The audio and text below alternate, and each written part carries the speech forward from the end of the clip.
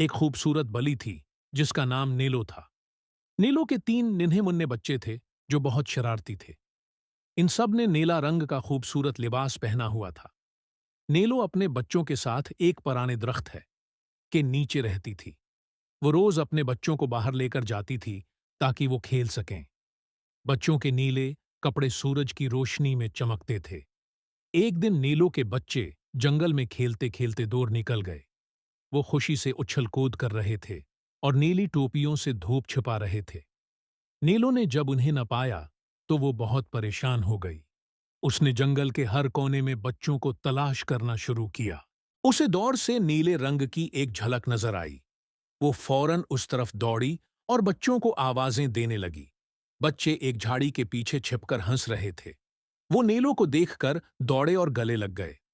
नीलो ने उन्हें प्यार किया और वापस घर ले आई। रास्ते में नीलो ने बच्चों को समझाया कि बगैर बताए दूर न जाया करें। बच्चों ने शर्मिंदगी से सिर झुका लिया और मुआफी मांगी। नीलो ने उनके सरों पर हाथ फेरा और कहा, तुम मेरे दिल के टुकड़े हो। घर आकर सब ने मिलकर दूध पिया और आराम किया। नीले कपड़े धूप में सूखने को डाल दिए गए। शाम को नीलो ने बच्चों को कहानी सुनाई और सब सो गए।